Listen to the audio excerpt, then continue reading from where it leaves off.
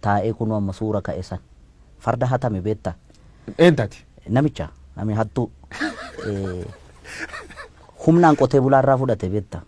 Ijoollee Arsadii promotion ka jedhaman bolaa sadan tokko jira Siisaay Bulbulaa waggaa 8 dura sochii hamaa gaggeessaa turan kitaaba isaan barreessan irratti arge beekte. Siidaa Dabaleen kun nama galaan farda isaa kaalchoo fi garbuu qallabaa ture gorroo jalatti.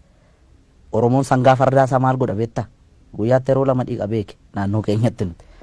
Farda goojeedhaaf lolaaf itti qophoofsitu kan leenji'amu. Garbuu nyaata gorroo jala hidhame. Namichi kun gaafa farda taphatu beekamaa ta'e odeensi qaba beektaa. Akka kitaaba sanarra jedhutti seenaani. Gorgisitu taabonni wayii hin baay'edhan as birbirsa gooroo kanatti. Nami kun maqaa qaba Siidaa Dabaleen kun. Namicha bira qaqqabe fakkaa Milik bira. Odeeffannoo Milik bira. Waa maatiin haa taphatu jedhame. Inni farda isaa miicee maaloo jedhee bareechee galaan irraa sakaraa dhufe beektaa. Sakaraa dhufee goojiirra mul'atee na dhadha'u kana argee nugusni taa'ee argaa ture. Harkaa fuudhaa jedheen irraa bute beektaa.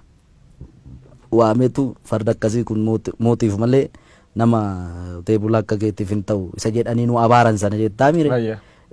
Jedheeni harkaa fuudhee Siidaa Dabaleen boo'aa deeme. Kanaaf gaafa amma farda kana laalu nanaara beektaa.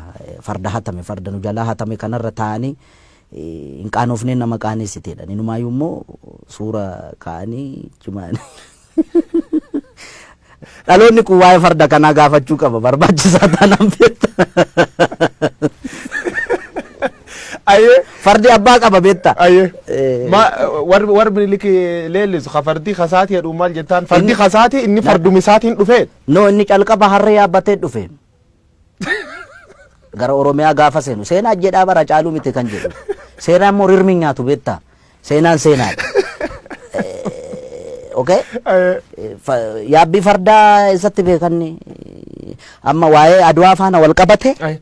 Warri lole kun tuulama kana fardaan dhaqee dhukkeerraa kaase minni yaa'u wotoorra ka'ee danda'a yookaan qabaniif ittiin deemataan beekamu. Ammas bari ijoolleen gaafa fakkeessitu siidaa isaa bukkeetti gaafa Adwaan kabajamu ijoolleen jijjirti farda jalatti qabanii kan deddeemne.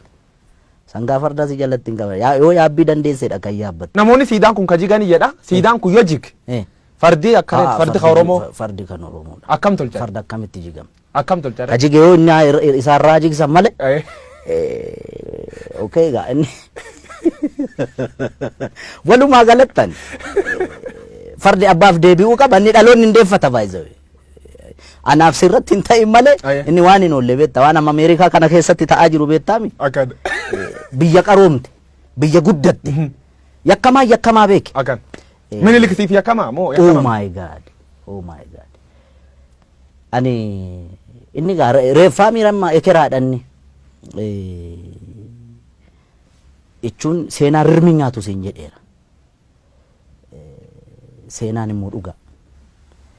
Kan sobaa jedhu kan dhugaa jechuun akkamitti namni kana na godheera jedhee sobaan si himata. Nama lubbuudhaan hin jirre. Aannolee irratti kana godheera, calanqoo irratti kana godheera gaafa jedhamu. Aboo bara sana inni barkanaan mallatteessa jedhan. Warri harkaan mallatteessu warri maastarsaa fi digirii fi PhD qabu baran mallee ulfajjeesaa jira beektaami. Inni barsanatti doofummaa sanaan harma yoo mure harka yoo mure maal hin tinigaa doofaa waan ta'eef miti qotee bulaarraa kan farda hatu kan farda saamu walumaa galatti yakkamaa hamaa. Yakkamaa beeta mangisti keettee Oromoon lolti. Wanniin isa kasiidaan isa beeta mangistu kan palaasii mootummaa keettaa sun akkamitti ilaaltate? Maltee fi wanni sun. Rifadheeraan. Maaliif seete tokkoffaa ekeraa achi keessatti yaadannoo ekeraayyuu gochuun sirrii miti nama intini na yaadda'aaf wanni maaliif seete warra achi keessatti suurri isaanii bocame hundi garaagarummaa amma uumame sabaaf sablammii biyyattii kana keessatti roorroon ammallee hiikkaan arganne bar yakka isaan raawwatanii ni beekta. Okay? Dhimma godheef isatu beeka waan godheef garuu akka kiyyaatti ta'uu malle maaliif nama harki dhiigni ummata qulqulluu harka jiru ekeraa akkamitti yaadannoo gootee mana kee qarqara goota hin ta'u inni akka kiyyaatti gaa kun si gale.